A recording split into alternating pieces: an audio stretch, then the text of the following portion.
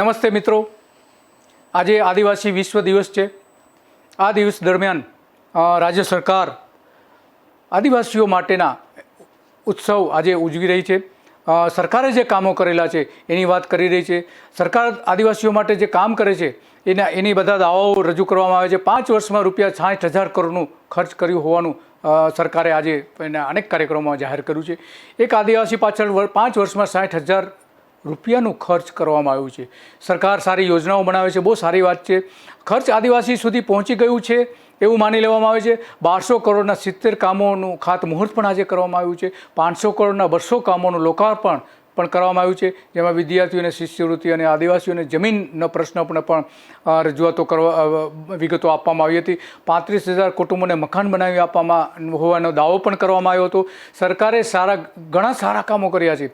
કામ કરાવવા જવું પડે કે એ બાબત પણ હવે એટલી બધી મહત્ત્વની રહેતી નથી, કારણ કે સરકારે સારી એવી કામગીરી કરી છે। આદિવાસી અંગે સરકાર માટે અનેક પ્રશ્નો પણ ઊભા થયા છે। સાદગીના પ્રતીક એવા સરદાર પટેલના પૂતળા અંગેનું આજે વાત કરવી છે। સરદાર પટેલના જે એક સાદગીમાં માનતા હતા એની આજે વાત કરવી છે કે જ્યાં સરદાર પટેલનું પૂતળું આવેલું છે ત્યાં ખરેખર કેટલું ખર્ચ થયું છે, આદિવાસીઓની શું પરિસ્થિતિ છે, એ અંગેની તમામ વિગતોની ચર્ચા આપણે કરવાની છે। ખાસ કરીને લોકો જે વાતો કરે છે કે મોટા પ્રમાણમાં સરકારે ખર્ચ કર્યું છે। આદિવાસી વિશ્વ દિવસે 53 તાલુકાઓમાં રૂપિયા 1200 કરોડથી લઈને 500 કરોડ સુધીના અલગ અલગ કામો પણ કરવામાં આવ્યા છે। આ બધી બાબતો છે। વિદ્યાર્થીઓને શિષ્યવૃત્તિની આપવાની વાત છે, આદિવાસીઓને જમીન આપવાની વાત છે, શાળાઓ બનાવી હોવાની પણ જાહેરાત કરવામાં આવી હતી, 35,000 મકાનો બનાવવા કુટુંબ માટેની પણ વાત કરવામાં આવી છે। આજે આ ઘણી સારી બાબત છે આદિવાસીઓએ। પરંતુ સૌથી મોટો સવાલ એ છે કે આદિવાસીઓએ ખરેખર જો કામ કરાવવા જવું હોય તો આજે હાલત એવી છે કે આ 35 તાલુકાઓમાં દલાલ શોધવા પડે છે અને એના આધારે આદિવાસીઓએ કામ કરવું પડે છે, નહીંતર કામ થતા નથી। બેંકમાં જે રકમ જમા થાય છે તે જ સાચી સહાય પહોંચે છે। 1 કરોડ આદિવાસી પ્રજા માટે ગુજરાત સરકારે શું કર્યું તે અંગે સરકાર સામે અનેક પ્રશ્નો આપણે પૂછવાના છે। આવા અનેક પ્રશ્નો સરદાર પટેલ જેવા સાદા અને ગરીબ નેતા ખરેખર ગરીબ તરીકે એનું જીવન રહ્યું હતું, તેનું અવસાન થયું ત્યારે એમની બેંક બેલેન્સમાં 262 રૂપિયા માત્ર બેંક બેલેન્સ હતું। એવા ગરીબ સરદાર પટેલ માટે આજે 10,000 કરોડ રૂપિયાનું સરદાર પટેલનું પૂતળું અને આજુબાજુની યોજનાઓ બનાવવામાં આવી છે। આવા વૈભવી ખર્ચાઓ સરદાર પટેલના નામે કરવામાં આવ્યા છે અને એની આસપાસના જે આદિવાસી વિસ્તારો છે એ આદિવાસી પ્રજા માટે કયા પ્રકારની સમસ્યાઓ છે એના પ્રશ્નોની આજે ચર્ચા કરવાની છે। સરદાર પટેલની વિશ્વની સૌથી ઊંચી પ્રતિમા 182 મીટર બનાવવામાં આવી છે। આપણા ગુજરાત માટે સૌથી ગૌરવની વાત છે। પ્રતિમાનું વડાપ્રધાન નરેન્દ્ર મોદીએ 31 ઓક્ટોબર 2018માં અનાવરણ કર્યું હતું। વડાપ્રધાન બનવા માટે 2014માં ચૂંટણી પહેલાં તેનું ખાતમુહૂર્ત પણ એમણે કર્યું હતું। 2010માં ગુજરાતની મહાનગરપાલિકાઓની 7 મહાનગરપાલિકાઓની ચૂંટણી હતી, એ જીતવા માટે આખી યોજના બનાવવામાં આવી હતી। સરદાર પટેલનું પૂતળું બનાવવાનો પ્રોજેક્ટ એક હોટલમાં, અમદાવાદની એક હોટલમાં રજૂ કરવામાં આવ્યો હતો। 2018માં અનાવરણ વખતે વડાપ્રધાને દેશના લોકોને જે વચનો આપ્યા હતા, ખેડૂતો, આદિવાસીઓની યુવાનો માટે પ્રતિમા છે એવું એમણે કહ્યું હતું। ખેડૂતોની યાદમાં આ પ્રતિમા બનાવવામાં આવી છે એવી પણ એમની જાહેરાત કરી હતી। તેમણે સરદારની પ્રતિમાને બનાવવા માટે પોતાના લોખંડના ઓજારો આપ્યા હતા, ખેડૂતોએ ઓજારો આપ્યા હતા, એ પણ વડાપ્રધાને યાદ અપાવ્યું હતું। આદિવાસીઓના યોગદાનનું આ સ્મારક છે એવું પણ વડાપ્રધાને ત્યારે કહ્યું હતું। સરદારની પ્રતિમામાંથી આદિવાસીઓને રોજગારી મળી રહેશે એવી પણ જાહેરાત કરી હતી વડાપ્રધાન નરેન્દ્ર મોદીએ। એમણે આ બધી જે બાબતો જાહેર કરી હતી એ સાચી પડી નથી, એમાં ઘણી બધી ખામીઓ દેખાવામાં આવી રહી છે। માત્ર દેખાડો હતો એવું સ્પષ્ટપણે આજે દેખાઈ રહ્યું છે। નર્મદા જિલ્લાના કેવડિયા વિસ્તારમાં સ્ટેચ્યુ ઓફ લિબર્ટીમાં આવેલા 14 ગામોના અનેક લોકો હાલ કેવડિયામાં ધરણા પર બેઠા હતા। એને લડત ચલાવવી પડી હતી। વડાપ્રધાનના કાર્યાલયને પણ પત્રો લખવા પડ્યા હતા, પરંતુ તેની સમસ્યાઓનું હજુ સુધી નિરાકરણ આવ્યું નથી। તેમની જમીન છીનવી લેવાઈ છે અને આદિવાસીઓ દરરોજ પોલીસ ખાતા તેમજ સરકારી અધિકારીઓ પાસે સંઘર્ષમાં આવી રહ્યા છે। આ જે બધી બાબતો છે એમાં રોજગારીને લગતી જે વાત હતી કે 10,000 લોકોને 10,000 કરોડ રૂપિયાનું રોકાણ થયું છે, પણ 10,000 લોકોને રોજગારી પણ મળી નથી। માત્ર કેટલાક નેતાઓની વાહવાહી માટે આ સ્ટેચ્યુ બનાવવામાં આવ્યું હોવું એવાને સ્પષ્ટપણે થાય છે। 1949માં વિમાન હોનારતમાં સરદાર પટેલ બચી ગયા હતા, ત્યાર પછી 1950માં હૃદયરોગના કારણે સરદાર પટેલનું અવસાન થયું હતું. આ રાજકીય અને સામાજિક નેતા દેશના હતા. દેશની સ્વતંત્રતાની લડતમાં મહત્ત્વનો ફાળો આપ્યો હતો. અખંડ ભારત, સ્વતંત્ર ભારતના એકીકરણનું નેતૃત્વ સરદાર પટેલે કર્યું હતું. ભારત અને દુનિયાભરમાં તેઓ સરદારના નામે આજે ઓળખાય છે. એ સરદાર પટેલ અંગે મોદીએ શું કહ્યું હતું એ આપણે સાંભળીએ. देश की सांस्कृतिक विरासत ये सामर्थ्यवान होने के बावजूद भी हर बार हमें उसको पुनः संस्कारित करना जरूरी होता है. बार बार एकता के मंत्र को याद करना आवश्यक होता है. बार बार एकता के लिए जीने का संकल्प जरूरी होता है. વડાપ્રધાને એકતાની વાત કરી. આ એટલા માટે એમણે વાત કરી હતી કે સ્ટેચ્યુના ઓપનિંગ વખતે, અને આજે કંઈક જુદી પરિસ્થિતિ છે. એકતા ત્યાં કંઈ દેખાતી નથી, કારણ કે સ્થાનિક લોકો જે છે, 14 ગામના લોકો છે, એમાં ખાસ કરીને 7 ગામના સ્ટેચ્યુ જે બન્યું છે ને એની 7 ગામની જમીન મોટા પ્રમાણમાં જતી રહી છે, અને આજે આદિવાસીઓ ત્યાં એનો વિરોધ કરી રહ્યા છે. ભારતીય બંધારણ પ્રમાણે કેવડિયાનો વિસ્તાર જે શેડ્યુલ 5માં ગણવામાં આવે છે, અહીંની ગ્રામ પંચાયતની પરવાનગી વગર અહીં મોટા પ્રોજેક્ટ ન થઈ શકે. પરંતુ હજુ સુધી એક પણ વખત કોઈ સરકારે ગ્રામ પંચાયતની મંજૂરી લીધી નથી. સરકારે એક પણ લીધી નથી. Statue of unity area development and tourism government act બનાવીને સરદાર પટેલના પુતળા માટે બંધારણીય હકો છીનવી લીધા છે. 14 આદિવાસી જિલ્લાઓના 53 તાલુકાના 4200 જેટલા ગામડાઓમાં વસવાટ આદિવાસીઓ કરે છે. લગભગ 1 કરોડની વસ્તી છે. આ 1 કરોડની વસ્તી માટે ની જે અનેક યોજનાઓ સરકાર બનાવે છે, એમાંની આ યોજનાઓ જો બનાવી હોય તો ગ્રામ પંચાયતની મંજૂરી જરૂરી છે. એટલા માટે સ્ટેચ્યુ બનાવતી વખતે ગ્રામ પંચાયતની મંજૂરી લેવી જરૂરી હતી, પરંતુ એ મંજૂરી લેવામાં આવી નથી. આ એક અત્યંત ગંભીર બાબત છે. બંધારણનો ત્યાં ભંગ કરીને સ્ટેચ્યુ ઓફ યુનિટીમાંની આસપાસની જે જમીનો છે એમાં કામ ચાલી રહી છે. એમાં ખાસ કરીને ભારતના જે 33 રાજ્યો છે એ 33 રાજ્યો પોતાના ભવનો ત્યાં પોતાના રાજ્યમાંથી લોકો ત્યાં આવીને રહી શકે એ માટેના મકાનો બનાવવામાં માંગણી કરી રહ્યા છે, અને એમાંથી ઘણા બધા રાજ્યો માટેની મંજૂરી પણ આપી દેવામાં આવી છે. એ બધી જ બિલ્ડિંગો આદિવાસીના ખેતરો હતા, આદિવાસીઓની જમીન હતી, ત્યાં બનાવવામાં આવી છે. દેશના 33 રાજ્યના લોકોને રહેવા માટે મકાન બનાવવા માટેની જમીન આપવાનો વિવાદ વકર્યો છે.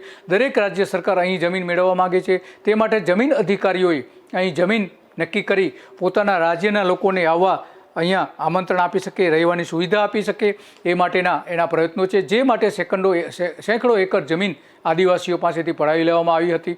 પડાવી લેવામાં આવી હતી. એના પર આ બધા મકાનો બનવાના છે. જમીન આપવાનો વિરોધ આદિવાસીઓ કરી રહ્યા છે. મોદી રૂપાણી સરકાર સામે સૂત્રોચ્ચારો કરી રહ્યા છે.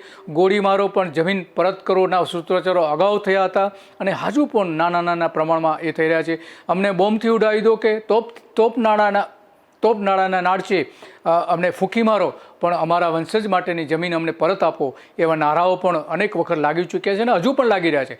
જમીન ક્યારે મળી હતી એ એક મોટો પ્રશ્ન છે કે આ જમીન ક્યારે મળી હતી. કેવડિયા ગામની જમીન ગુજરાત સરકારે અલગ રાજ્ય બનતાની સાથે ગુજરાત મહારાષ્ટ્રથી જે અલગ થયું એની સાથે 1961માં નર્મદા બંધ બનાવવા માટે આદિવાસીઓ પાસેથી લીધી હતી, આંચકી લીધી હતી. હવે બંધના બદલે ત્યાં બંધ માટે આ જમીન વપરાવી જોઈતી, બંધના કામ માટે જમીન વપરાતી, પરંતુ ત્યાં મનોરંજન માટે વપરાવામાં આવી છે.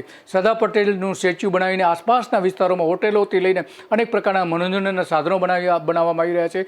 એના માટે આ જમીન રહી છે. આમ 58 વર્ષથી આ જમીનનો સરકાર પાસેથી આદિવાસીઓને કોઈ કબજો લેવામાં નહોતો આવ્યો, અને અચાનક આ બધી જમીન પર લઈ લેવામાં આવી છે. એટલે આદિવાસી ખેડૂતો છે એ જમીન પરત માંગી રહ્યા છે. નર્મદા બંધના બનાવના કામ માટે આ જમીન લીધી હતી. તે હેતુ માટે તો જમીન 28 વર્ષથી વપરાઈ નથી, એમણે પડી રહી હતી. હવે નર્મદા બંધના બદલે બીજા હેતુ માટે સરકાર જમીન વાપરી રહી છે. પોલીસ કાફલા સાથે બીજા રાજ્યોના અધિકારીઓ અહીં આવે છે, એ જમીન જુએ છે, જમીનનો સોદો કરે છે. એની રકમ પણ રાજ્ય સરકારો ચૂકવી રહી છે. ગુજરાતની નિંભર અને નફ્ફટ સરકાર ગરીબ આદિવાસીઓનું સાંભળતી નથી. સરદાર પટેલ સંપીને રહેવા માટે ભારતના લોકોને અપીલ કરી હતી. કોઈનો હક ન છીનવી લેવા માટે તેમણે રેડિયો પરથી ભાષણ કર્યું હતું. સરદાર પટેલનું ભાષણ, અસલી જે ભાષણ છે એ અહીંયા ઓલ ઇન્ડિયા રેડિયોની આભાર સાથે આપણે સાંભળીએ કે સરદાર પટેલે શું કહ્યું હતું। हमारा कर्तव्य ये है कि हमें निश्चय कर लेना चाहिए कि हमें हिंदुस्तान में जितने लोग हैं सबको हिल मिल के भाई भाई की तरह के रहना है और एक दूसरे के साथ गुरका गुरकी करने से कोई काम नहीं होगा और इस तरह से नहीं करना चाहिए। कोई भी कौम हो, हिंदू हो, मुसलमान हो, सिख हो, पारसी हो, ईसाई हो, सबको यही समझना चाहिए कि ये हमारा मुल्क है, हमें निश्चय करना चाहिए। जितना हो सके हमसे इतना कोशिश करके आपस में मिलजुल के रहने की कोशिश करें। સરદાર પટેલે સંપીને રહેવાની વાત કરી હતી, એકતા મજબૂત કરવા માટેની આ વાત કરી હતી અને આ એકતા માટેનું આ પૂતળું છે, ત્યાં જ એકતા સરકાર થાય એ પ્રયત્ન કરતી નથી। આદિવાસીઓ જે પોતાના પ્રશ્નો રજૂ કર્યા છે એ માટે સરકાર એની સાથે કોઈ ચર્ચા કરવા તૈયાર નથી। વિશ્વના સૌથી ઊંચા સ્ટેચ્યુ ઓફ યુનિટીને જાન્યુઆરી 2019 સુધીમાં આ 2 મહિના પૂર્ણ થયા ત્યારે 2 મહિનામાં સરદાર પટેલની રાષ્ટ્રીય એકતા ટ્રસ્ટને 12 કરોડથી વધુની આવક થઈ હતી। આટલી જંગી આવક થઈ હતી। 2 મહિનામાં અંદાજે 5 લાખથી વધુ પ્રવાસીઓએ સ્ટેચ્યુ ઓફ યુનિટીની મુલાકાત લીધી હતી। અનેક વિરોધો થયા હતા, સાંસદ સામે કાળા વાવટાઓ પણ બતાવવામાં આવ્યા હતા। 200 જેટલા કાર્યકરોએ એનો વિરોધ કર્યો હતો। આ બધી જે વિરોધ હોવા છતાં પણ સરકાર એને સાંભળતી નથી। અનેક આગેવાનો એની સામે, ખાસ કરીને મનસુખ વસાવા જે સાંસદ છે ત્યાંના ભારતીય જનતા પાર્ટીના, એની સામે વિરોધ કરવામાં આવ્યો હતો। સૂત્રોચ્ચારો લોકોએ કર્યા હતા, કાળા વાવટાઓ ફરકાવવામાં આવ્યા હતા। સાંસદ મનસુખભાઈ વસાવાની કારને ચારે બાજુથી શાંતિથી ઘેરી લેવામાં આવી હતી। અહીંથી યાત્રા ન કાઢવા માટેનું પણ એમને લોકોએ વચન આપ્યું હતું, લોકોએ કહ્યું હતું। આ બધી જે ઘટનાઓ બની છે તો ખરેખર સરદાર પટેલનું સ્ટેચ્યુ શું પરિસ્થિતિમાંથી આગળ આવ્યું છે અને ત્યાંના આદિવાસીઓની શું પરિસ્થિતિ, સરકારે શું કરવું જોઈએ એ અંગે આપણે આદિવાસી ચળવળકાર વિપુલ પંડ્યાની વાત સાંભળીએ। એક જ વસ્તુ માનું છું કે આદિવાસીઓ માટે એની જમીન, જળ, પાણી, પથ્થર અને ત્યાંના જે કંઈ વૃક્ષો છે એ એમની સંપત્તિ છે પરંપરાગત। કોઈ પણ વિકાસ કરો તો આ 4 જે છે એને નુકસાન ના થવું જોઈએ। હવે તમે જે કંઈ વિકાસના કામો કરો, તમે સ્ટેચ્યુ બનાવો કે બીજું કંઈ પણ કરો, એમાં એ લોકોની જમીન ડૂબમાં જતી હોય, એમાં એ લોકોના ડુંગરાઓ ખોદાઈ જતા હોય, એ લોકોના વૃક્ષો કપાઈ જતા હોય, એ લોકોનું પાણી ત્યાંથી જતું રહેતું હોય, તો એ વિકાસ એ અમારી દ્રષ્ટિએ વિકાસ નથી।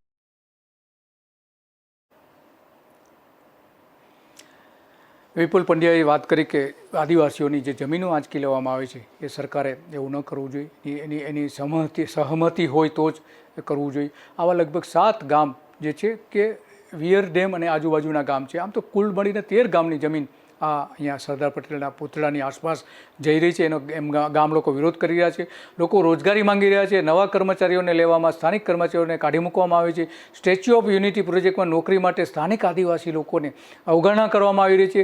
રેલવે સ્ટેશનની જમીન પણ ખાનગી લોકોની રેલવે સ્ટેશન બનાવવા માટે કેવડિયા કોલોની પાસેની રેલવે સ્ટેશન જે બની રહ્યું છે ત્યાં પણ એ 5 એકર જમીન ખાનગી લોકોની ખેડૂતોની લઈ લેવામાં આવી છે।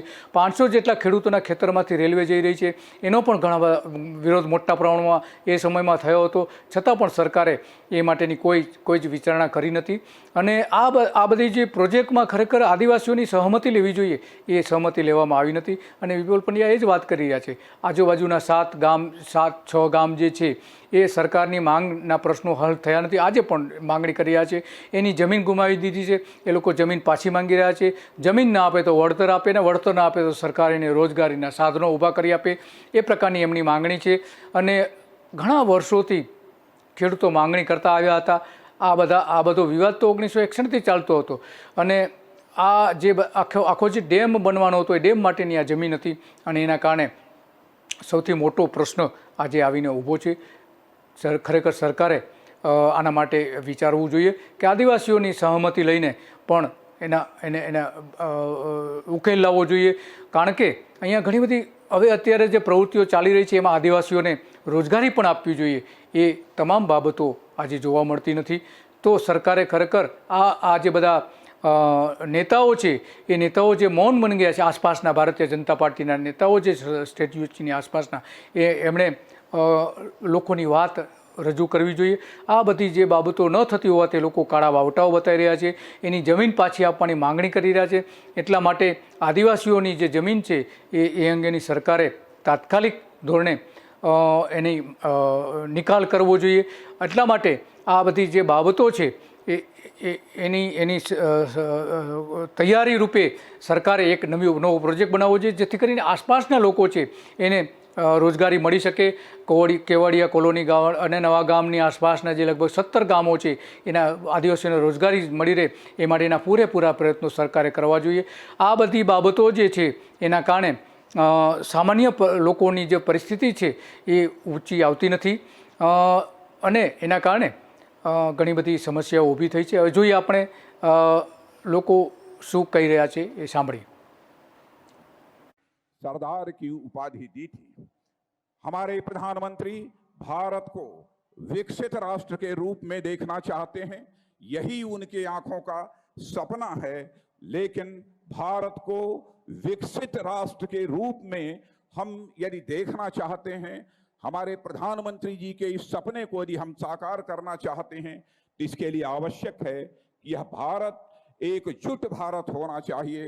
इसलिए आइए आज सरदार वल्लभ भाई पटेल के इस जयंती के अवसर पर हम सभी यह संकल्प लें, चाहे जात पंथ अथवा भाषा भेष की सारी विविधताओं के बावजूद इस देश की एकता और अखंडता को बनाए रखने के लिए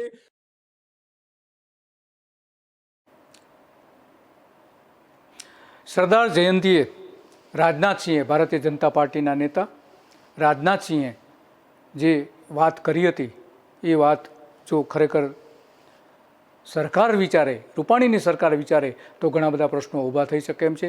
કારણ કે આજે પણ ઘણા બધા વિવાદો ત્યાં ઊભા થયા છે. જે સ્ટેચ્યુ ઊભું કરવામાં આવ્યું છે એ સાધુ બેટ છે, એ બેટ ઉપર ઊભું કરવામાં આવ્યું છે અને 3.2 કિલોમીટર દૂર સ્ટેચ્યુ ઓફ યુનિટી 20,000 ચોરસ કિલોમીટર વિસ્તારમાં, ચોરસ મીટર વિસ્તારમાં એ બનાવવામાં આવ્યું છે. 12 કિલોમીટરના વિસ્તારમાં ફેલાયેલા એક કૃત્રિમ તળાવથી એ ચાર બાજુ ઘેરાયેલું છે. રાષ્ટ્રીય એકતા ટ્રસ્ટ એના માટેના કામગીરી કરી રહી છે.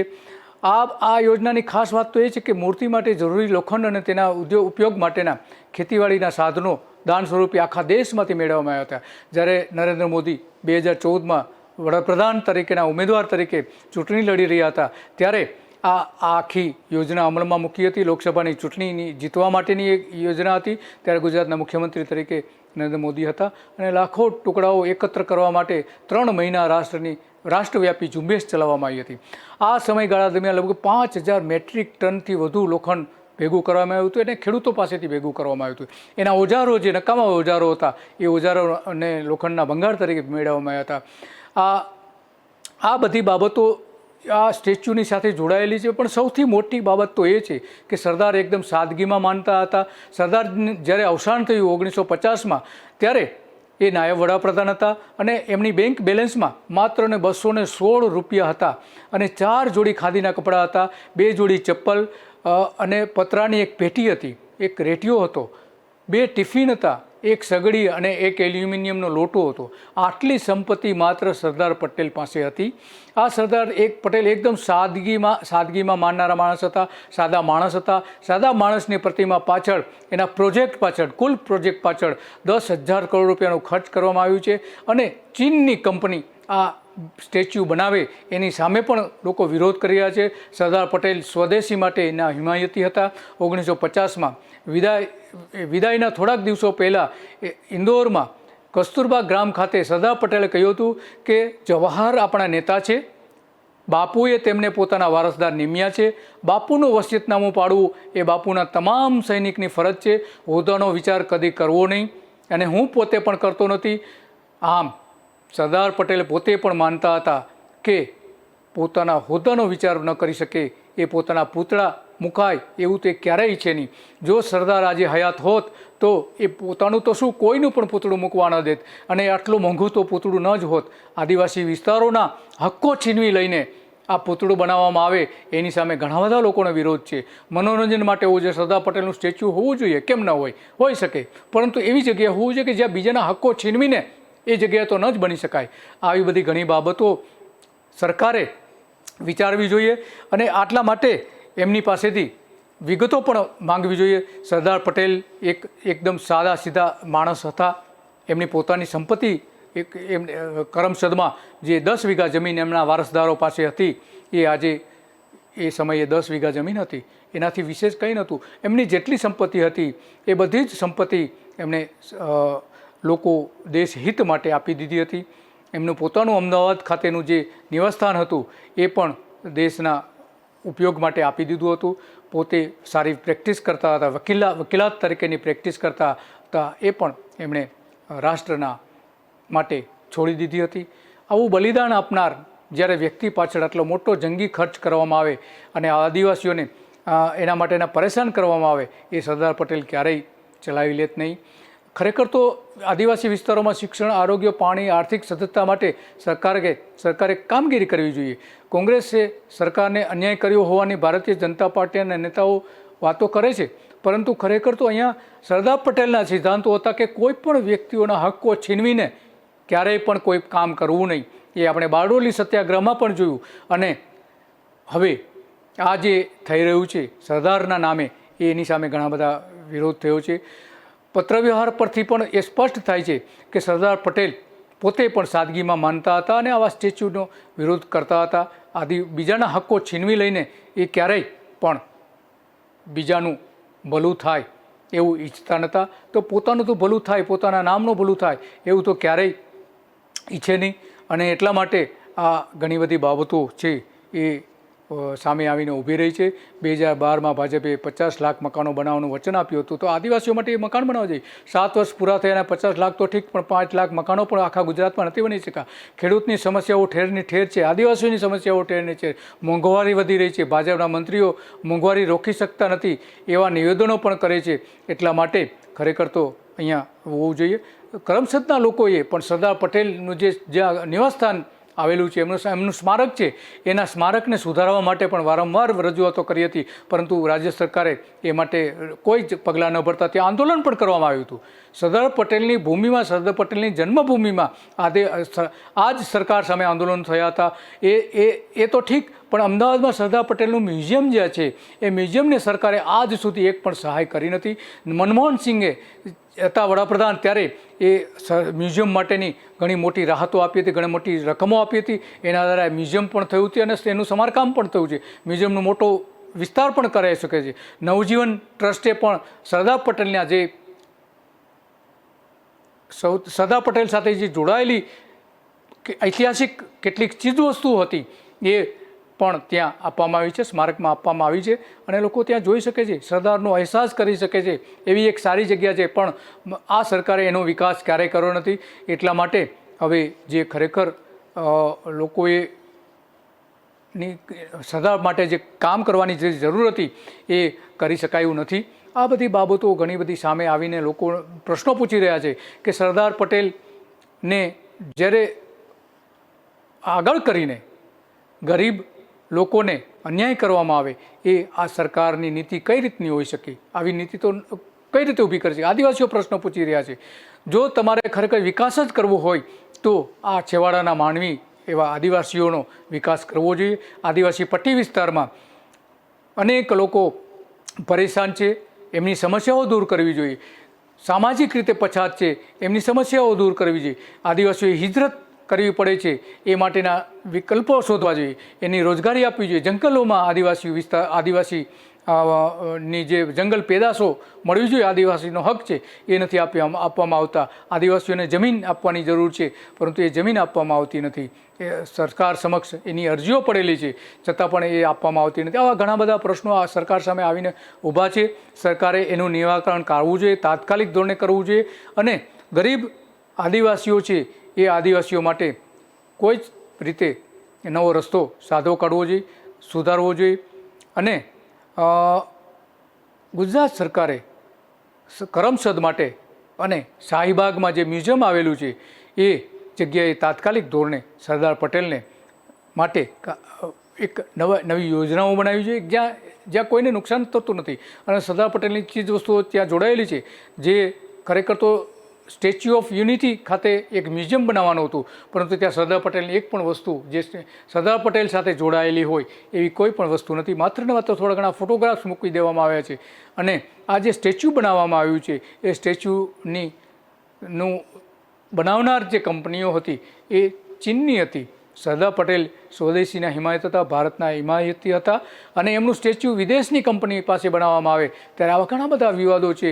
આદિવાસીઓને આજે ઉત્સવ ઉજવવામાં આવી રહ્યો છે રાજ્ય સરકાર, ત્યારે કમસે કમ આદિવાસીઓ માટે જો વિચારતી હોય સરકાર તો સરદાર પટેલના સ્ટેચ્યુની આસપાસ આદિવાસીઓને જે અન્યાય થઈ રહ્યો છે એ અન્યાય તાત્કાલિક ધોરણે દૂર કરવો જોઈએ. અનેક લોકો એની માટેની વાત કરી રહ્યા છે. જો એ સાંભળીએ. નમસ્કાર સાથી મિત્રો, હું રોમેલ સુતરિયા સમગ્ર ગુજરાતના અને ભારતના તમામ સાથી મિત્રોને સર્વપ્રથમ વિશ્વ આદિવાસી દિવસની ખૂબ ખૂબ શુભેચ્છાઓ. સાથી મિત્રો, આજ રોજ આપણી ચેનલના મારફતે વિશ્વ આદિવાસી દિવસના નિમિત્તે સ્ટેચ્યુ ઓફ યુનિટી કેવડિયા વિસ્તારની અંદર આદિવાસી સમાજના લોકો સાથે જે અન્યાય અને અત્યાચારની લાગણીઓ ઉત્પન્ન થતી હોય છે તે વિષયને લઈને આપણે વાત કરી રહ્યા છીએ, ત્યારે તેનું મૂળ સમજવું ખૂબ જરૂરી છે. આદિવાસી વિસ્તારોની અંદર શા માટે આઝાદ ભારતની અંદર આઝાદી પહેલાના જે બનેલા બ્રિટિશ કાળના કાયદાઓ છે એ લાગુ થઈ રહ્યા છે તે વિશે ખૂબ જ ગંભીરતાપૂર્વક આજે ચર્ચા કરવાની જરૂર છે.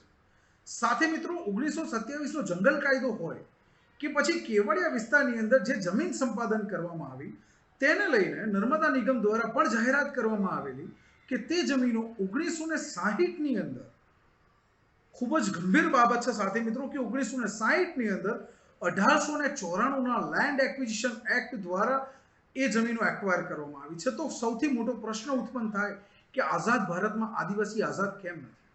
શા માટે આઝાદ ભારતની અંદર બ્રિટિશ પાર્લામેન્ટમાં બનેલા કાયદાઓ લાગુ થાય છે? અને આ વિષયને લઈને આવનાર દિવસોની અંદર જો આપણે સૌ ખુલીને સ્વસ્થ રીતે સંવાદ કરીશું અને આ કાયદાઓ, આ પોલિસીને ચેન્જ કરીશું તો ચોક્કસ કદાચ હું માનું છું કે આદિવાસી સમાજના લોકોની અંદર અન્યાય અને અત્યાચારની જે લાગણીઓ છે એ ઉત્પન્ન જે થઈ રહી છે તેનું નિરાકરણ કરી શકીશું. ખૂબ ખૂબ આભાર. રોમેલ સુતરિયા જે આદિવાસીઓ માટે કામ કરે છે એની આપણે હૈયાવર સાંભળી. મોટા ભાગના જે આદિવાસી વિસ્તારો છે તેના માટે, આદિવાસીઓ માટે કામ કરનાર લોકોની આ જ વાત છે. માટે સરકારે તાત્કાલિક ધોરણે આદિવાસીઓને ન્યાય આપવો જોઈએ એવા અનેક પ્રશ્નો આપની સમક્ષ આવીને ઊભા છે. આ એક મોટો પ્રશ્ન છે અને સરકારે એનું નિરાકરણ લાવવું જોઈએ. નમસ્તે.